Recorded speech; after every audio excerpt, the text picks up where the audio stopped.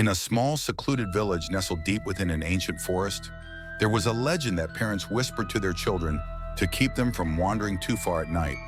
The legend spoke of a ghostly presence known as the silent cry. Many years ago, a young girl named Eliza lived in the village. Eliza was known for her beautiful singing voice, which could be heard echoing through the forest as she sang while gathering herbs and flowers. One evening, as the sun dipped below the horizon, Eliza wandered deeper into the woods than ever before, following a mesmerizing melody that seemed to call her name. As darkness fell, Eliza realized she was lost. She tried to find her way back, but the trees seemed to shift and close in around her. Her singing turned to a desperate cry for help, but no one came. The villagers searched for her for days, but she was never found. It was said that her spirit was trapped in the forest, forever calling out for help that would never come.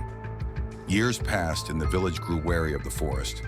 Those who ventured too close at night claimed to hear Eliza's sorrowful song, now a haunting, wordless wail.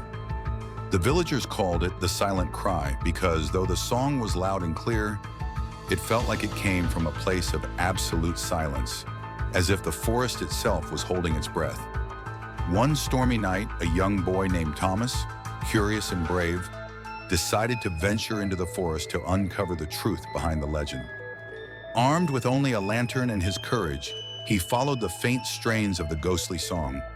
The deeper he went, the louder the cry became, pulling him further into the heart of the forest. Thomas reached a small clearing where the sound was almost deafening. There, under the twisted branches of an ancient tree, he saw a faint, shimmering figure of a girl, her face etched with eternal sadness. It was Eliza. "Why do you cry?" Thomas asked, his voice trembling. Eliza's ghost turned to him, her eyes filled with longing and sorrow. "I cry for the life I lost and the voice that no longer brings joy. I am bound to this place, unable to find peace." Moved by her plight, Thomas made a promise. "I will help you find peace, Eliza." He returned to the village and gathered the villagers, telling them Eliza's story. Together, they ventured into the forest, singing songs of love and remembrance. As their voices blended with Eliza's, the forest seemed to come alive, the oppressive darkness lifting.